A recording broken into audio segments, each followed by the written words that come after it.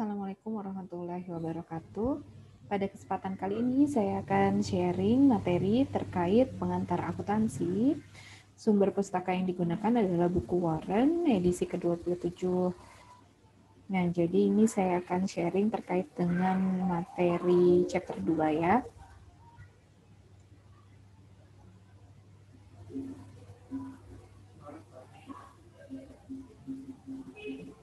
Ya, oke. Ya, baik. Ini ada beberapa tujuan pembelajaran. Jadi dari chapter 2 sendiri, ini tujuan pembelajaran pertama yang akan kita bahas pertama kali itu adalah mampu mendeskripsikan terkait dengan karakter atas akun-akun dan juga mendeskripsikan terkait dengan chart of account atau kita sebutnya dengan COA ya. Oke. Nah, jadi untuk transaksi akuntansi setelah kita identifikasi kalau kita bicara sistem informasi akuntansi kan pada flow awalnya itu kita mulai dari identifikasi transaksi. Ketika ada kejadian yang diidentifikasi bahwa kejadian tersebut bisa mempengaruhi kondisi keuangan perusahaan, kondisi posisi keuangan ya, aset, liabilitas dan ekuitas itu kan bisa kita catat gitu. Nah, setelah kita catat, setelah kita identifikasi, kemudian kita catat. Nah, catatnya itu kemana? Catatnya adalah ke pos gitu. Jadi ada akunnya gitu. Nah, di sini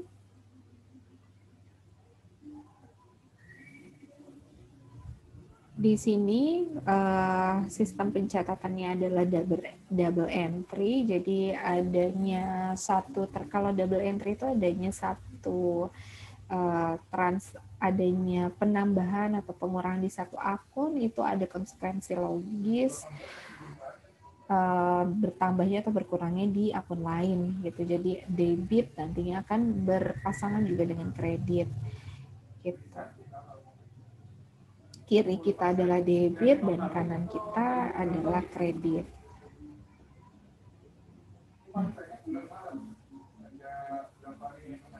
Oke, seperti ini.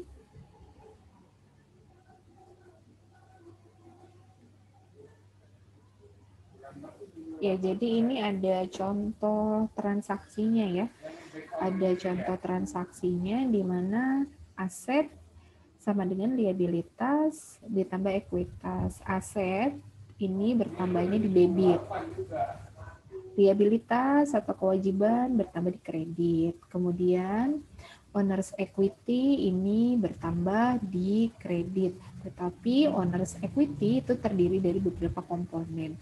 Owner's equity itu terdiri dari modal. Nah, untuk modal, kalau perusahaannya adalah perusahaan perseorangan, maka modal pemilik. Kalau perusahaan terbatas itu modal saham, itu sama aja akan bertambah di kredit. Kemudian kalau perusahaan perseorangan ada yang namanya price atau drawing, owner's drawing.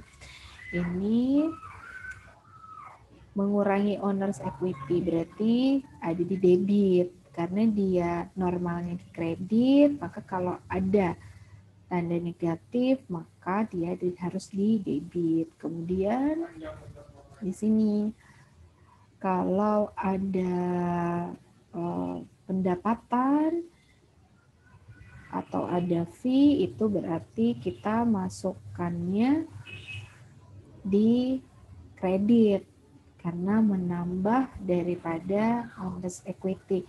Kalau ada beban ini negatif. Beban itu sifatnya akan mengurangi modal sehingga posisinya ada di debit.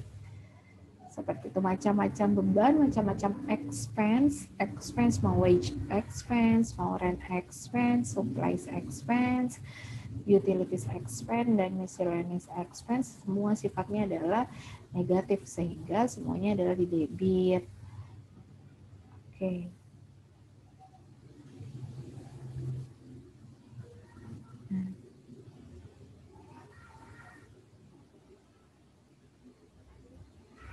Baik, di sini akan kita bahas untuk exhibit 1, di sini kita lihat untuk poin A. Untuk poin A itu ada kas bertambah di debit. Kemudian ini dia punya kapital juga bertambah. Artinya adalah kas bertambah karena ada suntikan modal dari owner. Gitu. Tambahan modal berupa kas yang ditanamkan oleh owners itu akan menyebabkan kasnya di debit bertambah dan juga modalnya bertambah juga di kredit. Balance ya. Oke, ini kita mau menganalisa transaksi dulu nih, menganalisis transaksi. Kemudian yang B nih. Kemudian kita lihat yang B. Yang B itu kas kita berkurang, aset kita berkurang. Kemudian tetapi aset kita bertambah, tanah. Artinya adalah kita membeli tanah dengan tunai. Gitu untuk poin yang B, sehingga atas pembelian aset tetap atau tanah tunai berarti nanti aset tetapnya bertambah di debit, kemudian aset lancar, aset kasnya juga berkurang di kredit. Oke. Kemudian kita lihat untuk yang poin C itu ternyata ada penambahan aset dibarengi dengan penambahan kewajiban. Kita punya aset tetapi kewajiban kita juga bertambah. Berarti kita membeli aset dengan cara non tunai, artinya kita punya kewajiban kepada pihak ketiga. Di sini berarti supplies-nya bertambah di debit, kemudian account payable yang merupakan komponen liability juga bertambah di mana di kredit. Oke, kemudian untuk poin D. Untuk poin D kita lihat kas kita bertambah, kemudian fees earn-nya juga bertambah. Artinya kita mendapatkan fee dan juga kas kita bertambah. Yang poin D itu adalah perusahaan sudah memberikan jasanya. Karena sudah memberikan jasanya, maka konsumennya itu bisa dua sih. Artinya dia bisa langsung bayar, ketika dapat jasa dari kita bisa belum bayar. Nah, karena di sini kasnya bertambah, berarti konsumen juga langsung bayar ketika kita memperform pekerjaan kita. Gitu. Jadi fees earn-nya bertambah di kredit, kemudian aset kita bertambah di debit. Oke, untuk poin E. Untuk poin E itu ada banyak nih, ada banyak expense. Jadi perusahaan membayar beberapa beban, ada beban terkait wages, upah, ada beban sewa, ada beban utilitas. Utilitas itu seperti listrik, air, ada beban lain-lain yang tidak di luar beban utilities, beban supplies, beban rent, dan beban wages kita masukkan ke lain-lain. Nah, semua beban tersebut di sini bebannya nanti akan bertambah, di mana di debit. Di debit. Atau dengan kata lain, ya owner's equity kita berkurangnya di mana? Di debit. Gitu. Debit, kemudian asetnya juga akan berkurang di kredit, karena kita melakukan pembayaran atas keempat beban tersebut. Baik, untuk yang F. Untuk yang F, ternyata di sini liabilitasnya berkurang. Liabilitas berkurang itu nanti ada di debit. Kemudian kasnya juga berkurang. Ternyata utang kita berkurang, kas kita juga berkurang. Artinya di sini perusahaan melakukan pelunasan utang. Karena dilunasi maka utang kita berkurang dong. Kemudian kas kita juga berkurang. Kenapa ya? Karena untuk melunasi utang kan pakai uang. gitu dalam hal ini. Oke. Kemudian masuk lagi kepada poin G. Poin G itu analisanya adalah analisisnya. Oke. Oh iya, di sini ternyata supplies-nya berkurang. Supplies itu perlengkapan itu kan dipakai terus ya, karena dipakai terus maka harus ada pengakuan atas beban. Gitu, bebannya yang diakui hanya sebesar supplies yang terpakai saja. Jadi di sini kita lihat bahwa modal kita berkurang. Ya, nanti modalnya berkurang di debit, atau dalam kata lain expense-nya bertambah di debit. Nah, kemudian nanti supplies-nya atau asetnya akan berkurang di kredit. Gitu. Oke, untuk poin H. Untuk poin H di sini ternyata owners itu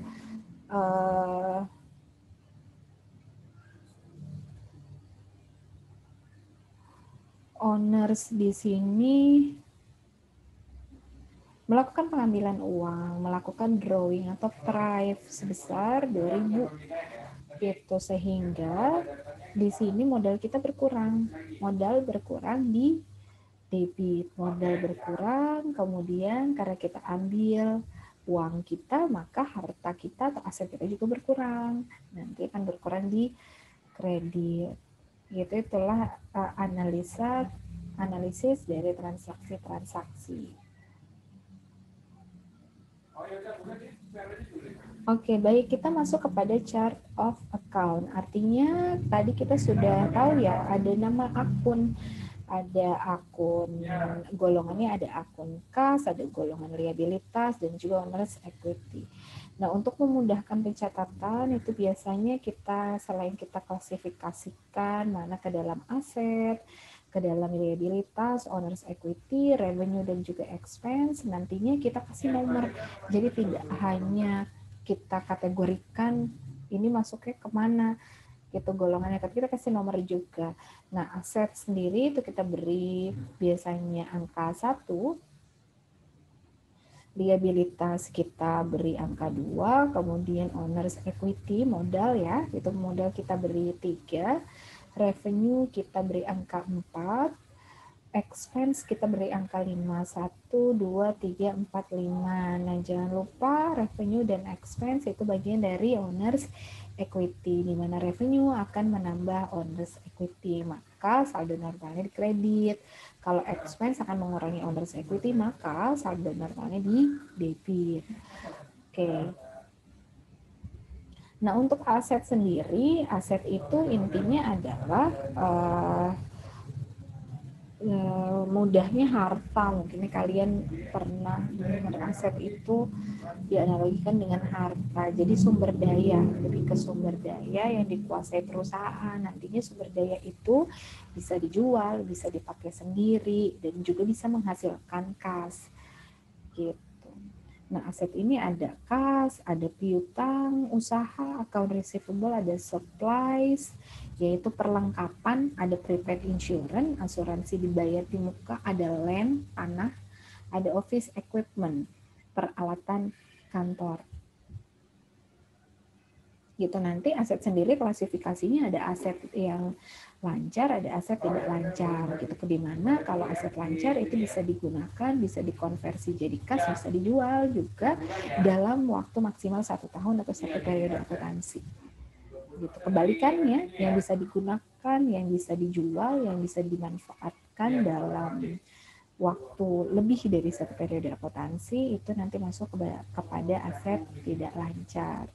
Nah, ini liabilitas ya, 2.21 ini ada account payable, utang usaha. Utang usaha itu ketika perusahaan misal membeli barang atau menggunakan jasa pihak ketiga tapi bayarnya non tunai, timbul yang namanya account payable. Kemudian unearned rent, di sini perusahaan menyewakan sesuatu tetapi sudah dapat uangnya, tetapi konsumennya atau pihak lawan transaksinya belum menggunakan gitu. Jadi di sini masuknya ke unranked gitu. Nah, di modal ini ada modal pemilik dan ada juga pengambilan modal yang dilakukan oleh pemilik itu sendiri.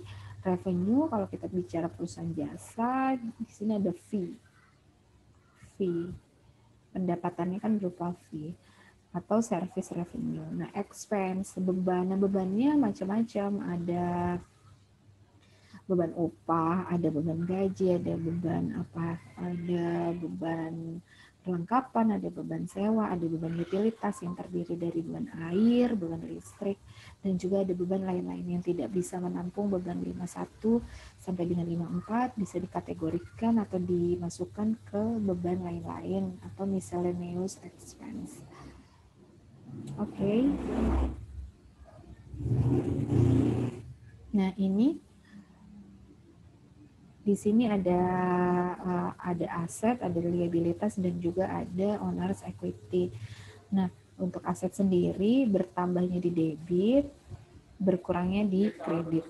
Nah, untuk liabilitas sendiri bertambahnya adalah di kredit, berkurangnya adalah di debit. Kenapa bertambah? Karena perusahaan atau entitas melakukan pinjaman atau ngutang. Nanti berkurangnya kenapa? Karena ada pelunasan. Kemudian pada sisi modal, owner's equity nanti akan bertambah di kredit juga sama seperti liabilitas dan akan berkurang di akan bertambah di kredit, akan berkurang di debit.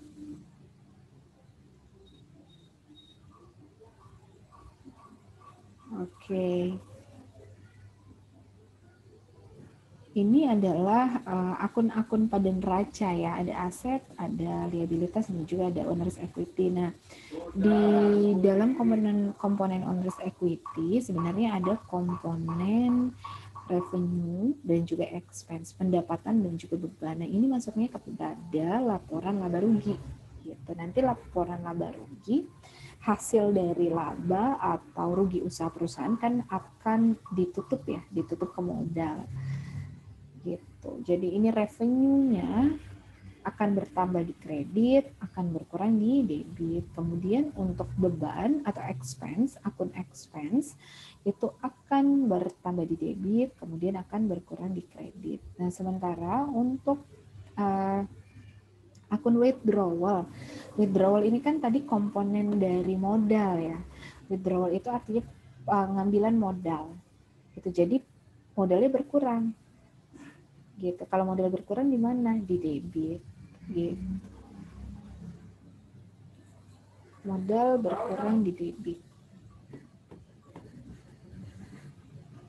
Di sini ya, di exhibit 3, di sini lebih jelas lagi, saya ulangi lagi, aset normalnya di debit, liability normalnya di kredit, kemudian modal normalnya di kredit. Nah, modal terdiri lagi dari pengambilan modal, yaitu dia saldo normalnya di debit karena diambil kan modalnya berkurang berarti di debit.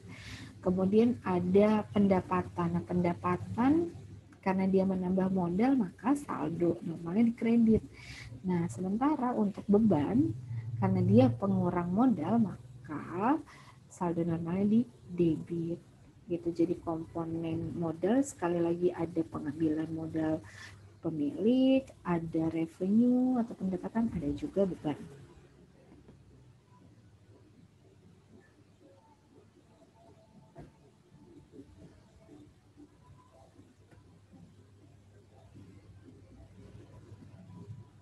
Oke, baik, di sini ada salah satu contoh jurnal entry. Kita analisis terlebih dahulu.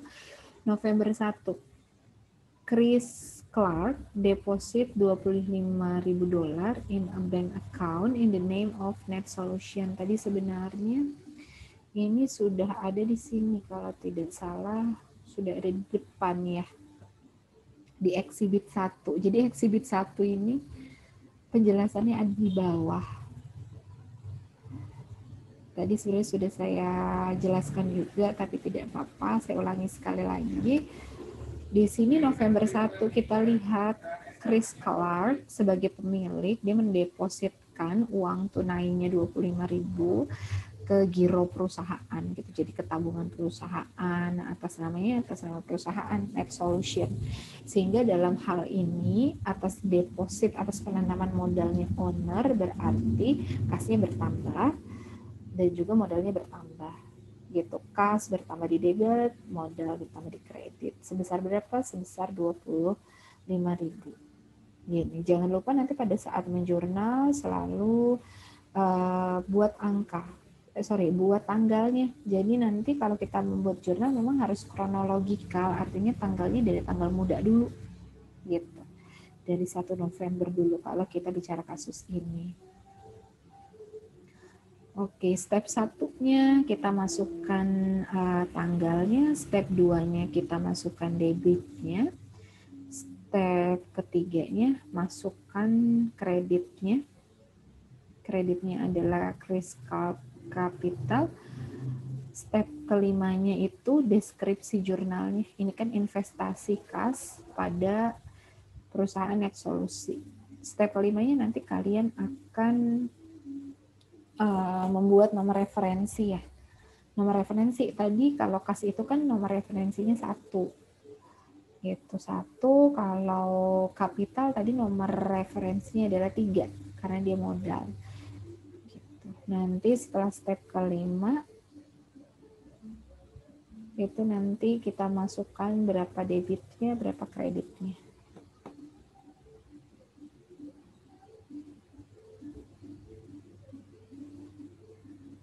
Oke, caranya seperti itu. Kemudian ini akan saya bahas lagi untuk November 5. Net Solution paid 20.000 untuk purchase of land as a future building site. Jadi dia membeli tanah ya. Jadi nantinya untuk dibuat bangunan, jadi beli tanahnya dulu, belum dibangun, sehingga tanahnya ini kan merupakan sumber daya miliknya dia kan, maka itu adalah asetnya dia.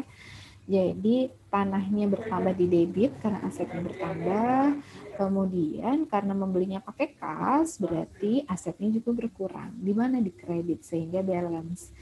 Ada penambahan di debit berupa land 20.000 dan ada pengurangan di kredit juga berupa kas 20.000.